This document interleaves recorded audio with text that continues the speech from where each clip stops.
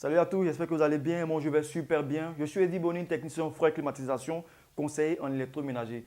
Comment réduire la consommation électrique, bien sûr, de son climatiseur? C'est une question que beaucoup de personnes se posent.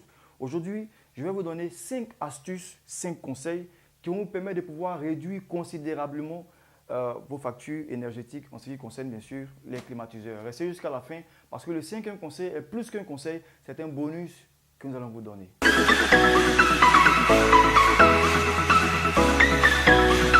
Le premier conseil que je vous donne est celui de savoir la superficie de la salle à climatiser, de sorte à ce qu'on ne soit pas en train d'acheter un appareil de 1 cheval, petite puissance, pour une maison ou bien pour un grand salon qui demande en principe 2 chevaux. Et pour cela, faites toujours appel à un technicien, un professionnel dans le domaine, afin de vous donner les dimensions exactes et la puissance exacte du split que vous devez acheter.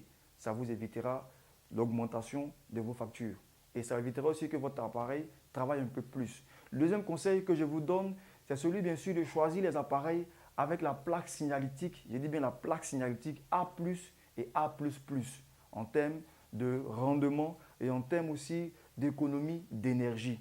Le troisième conseil que je vous donne, c'est celui d'utiliser, de choisir des appareils éco ou inventeurs.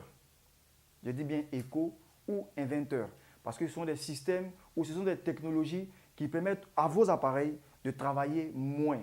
Si un appareil auparavant, pour déclencher, doit déclencher avec 3,5 ampères, la technologie inventeur ou la technologie éco permet à votre appareil de déclencher avec 20% d'économie d'énergie en plus. Je vous expliquerai ça tout à l'heure.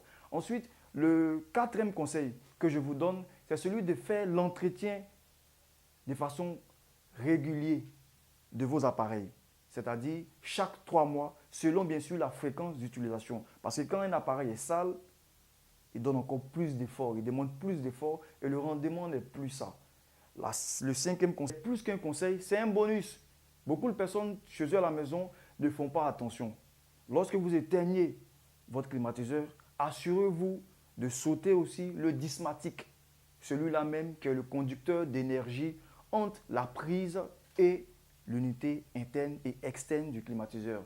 Parce que lorsque vous éteignez seulement avec la télécommande, le conducteur d'énergie continue d'envoyer l'énergie.